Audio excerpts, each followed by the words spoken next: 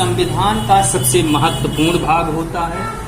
उद्देशिका या प्रस्तावना को संविधान की आत्मा कहा गया है, अर्थात उद्देशिका और प्रस्तावना में वे बातें पूरे संविधान के मूल तत्व को लिखा गया है जो संविधान के आधार स्तंभ कही जाती हैं। संविधान की प्रस्तावना और उद्देशिका में एक ऐसे तत्वों को सम्मिलित किया गया है जो भारतीय संविधान के आधार स्तंभ कहलाते हैं। संविधान की प्रस्तावना में भारत को एक भारतीय संविधान की प्रस्तावना में भारत के लिए 5 मुख्य शब्दों का प्रयोग किया गया है। भारतीय संविधान की प्रस्तावना में जिन 5 तत्वों का प्रयोग किया गया है उसमें कहा गया है भारत एक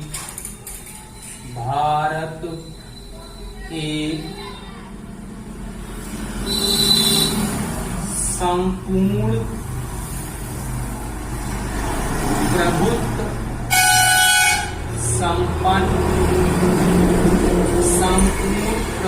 संपन्न भारतीय संविधान में जो बातें कही गई उसमें भारत एक संपूर्ण प्रभुत्व संपन्न समाजवादी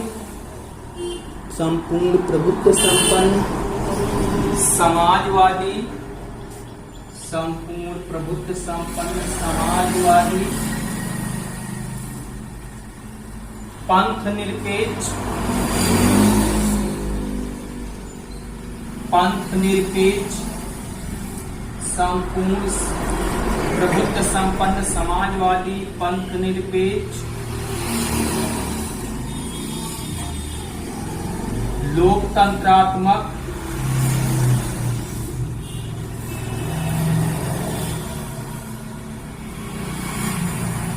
गणराज्य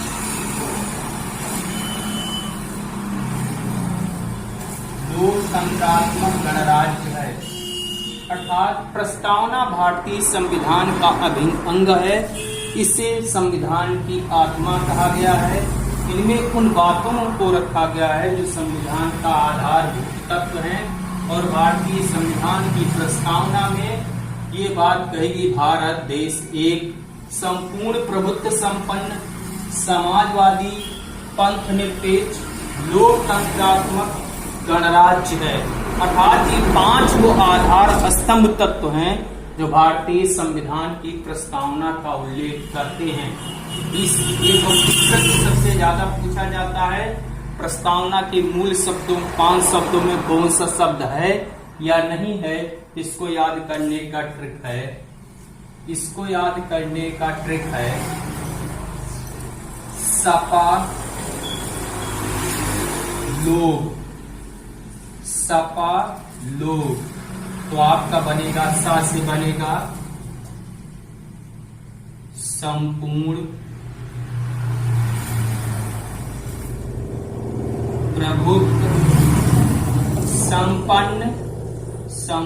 प्रभुत्व संपन्न एक सा से बनेगा समाजवादी।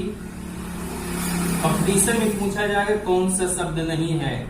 दूसरा आपका बनेगा अगला पंथ निरपेक्ष और अगला आपका चाहे पंथ निरपेक्ष मिले चाहे धर्म निरपेक्ष आपके लिखे। अगला आपका है पंथ निरपेक्ष लोकतंत्रात्मक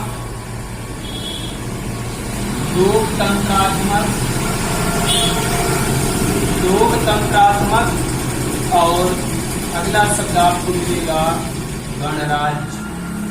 भारतीय संविधान में प्रस्तावना आधार स्तंभ माना जाता है और इस प्रस्तावना में ये बातें रखी गई भारत एक संपूर्ण प्रभुत्व संपन्न समाजवादी पंथ निरपेक्ष लोकतंत्रात्मक गणराज्य है। तो आपके कंपटीशन में ये बात पूछी जाएगी कि प्रस्तावना में जो 5 मूल आधार तत्व हैं उनमें से कौन सा तत्व नहीं है। इसकी याद करने की आपकी ट्रिक सपा लोग सा से 2 बातें होंगी।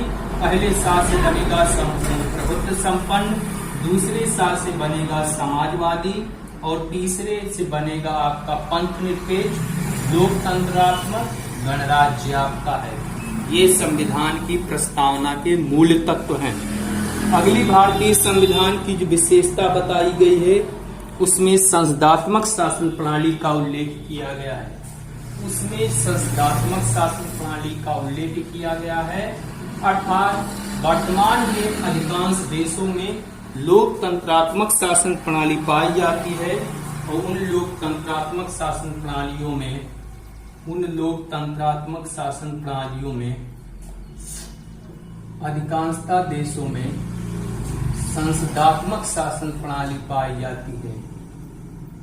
आपके उन देशों में अधिकांशतः संसदीय शासन प्रणाली पाई जाती है। अधिकांश देशों में संसदीय शासन प्रणाली पाई जाती है। भारतीय संविधान की अगली महत्वपूर्ण विशेषता संसदीय शासन प्रणाली। ठीक है, संसदीय शासन प्रणाली। संसदीय शासन प्रणाली में क्या, अर्थात लोकतंत्र के वर्तमान में दो स्वरूप देखने को मिले। विभिन्न देशों में लोकतंत्र के दो स्वरूप मिले और उसमें एक संसदात्मक शासन प्रणाली होती है, ठीक है, और दूसरी होती है अध्यक्षात्मक शासन प्रणाली। संसदात्मक शासन प्रणाली और दूसरा होता है अध्यक्षात्मक शासन